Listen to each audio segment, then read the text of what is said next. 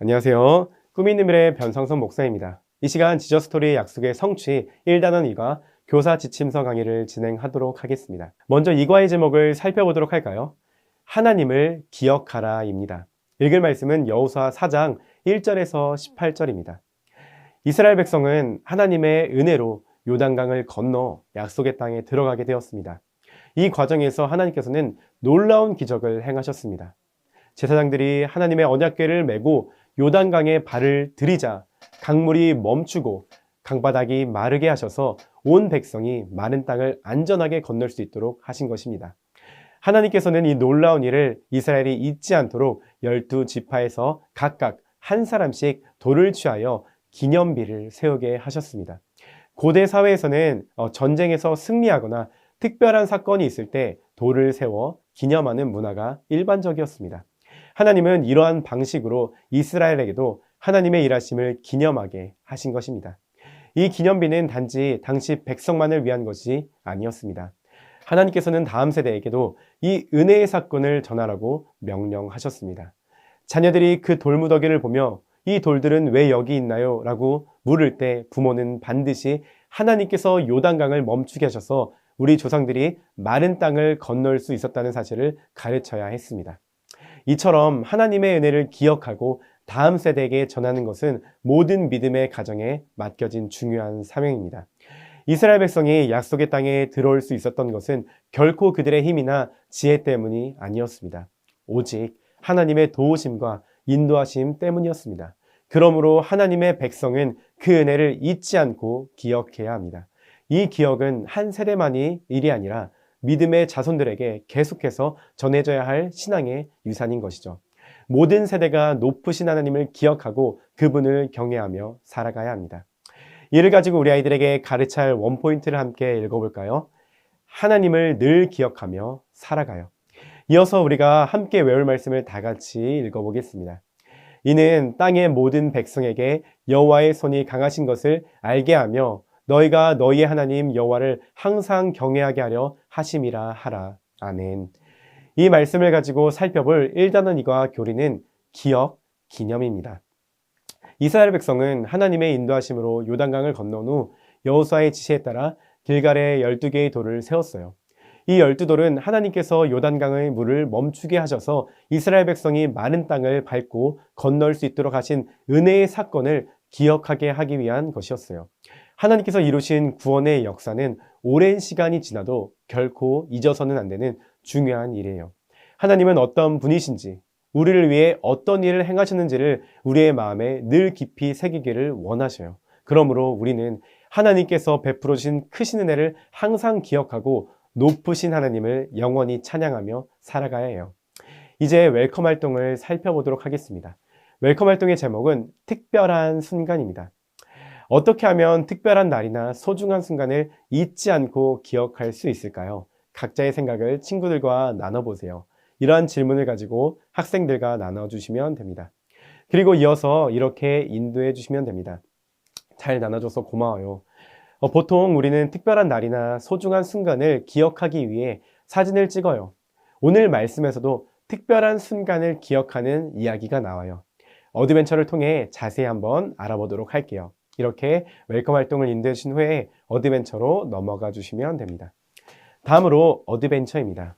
어드벤처에서 세 가지의 질문을 통해서 말씀을 살펴보도록 하겠습니다. 첫 번째 질문입니다. 하나님은 무엇을 위해 12개의 돌을 가져오라고 하셨나요? 정답은 요단강을 마르게 하신 일을 잊지 않게 하시기 위함입니다. 하나님은 이스라엘 백성에게 놀라운 기적을 보여주셨어요. 요단강의 물을 멈추게 하시고 마른 땅을 드러내셔서 이스라엘 백성이 무사히 강을 건널 수 있게 하셨죠. 하지만 사람들은 시간이 지나면 놀라운 기적도 쉽게 잊어버려요. 그래서 하나님이 이 12개의 돌을 가져다가 그 일을 기념하도록 하신 거예요. 돌을 볼 때마다 하나님이 우리를 어떻게 도와주셨는지 하고 떠오를 수 있게 하신 것이죠. 우리도 하나님이 우리와 함께 하신 순간을 기억하며 살아가야 해요. 두 번째 질문입니다. 이스라엘 백성은 12개의 돌을 어디에 세웠나요? 정답은 자기들의 유숙할 곳에 둡니다. 이스라엘 백성은 하나님의 말씀에 그대로 순종했어요. 각 지파에서 한 사람씩 돌을 가져와서 사람들이 모여 사는 곳에 세웠어요. 이 돌들은 단순한 돌이 아니었어요. 하나님의 행하신 놀라운 기적을 보여주는 증거였죠. 우리도 하나님의 말씀에 순종할 때 하나님이 하신 일들을 더 분명히 기억할 수 있어요. 마지막 세 번째 질문입니다. 이스라엘 백성이 요단강을 건너는 동안 제사장들은 어디에 서 있었나요? 정답은 요단강 가운데에 서 있었어요. 언약궤를 맨 제사장들은 요단강 한가운데에 서 있었어요. 모든 이스라엘 백성이 강을 건너는 동안 제사장들은 움직이지 않고 그 자리를 지켰던 거예요. 강물이 끊어진 지점은 여전히 위험할 수도 있었지만 그들은 하나님이 말씀하신 대로 그 자리에 서서 백성이 안전하게 지나가도록 했어요. 자기 자신을 먼저 생각하지 않고 하나님이 맡기신 사명을 끝까지 감당한 거예요. 그로 인해 온 백성이 요단강을 마른 땅처럼 건널 수 있었어요. 이 말씀을 가지고 밸류 질문을 이어서 할게요. 첫 번째 모두 질문입니다. 하나님은 왜 이스라엘 백성에게 요단강을 건넌 일을 기억하라고 하셨을까요? 사람들은 참 쉽게 잊어버리죠.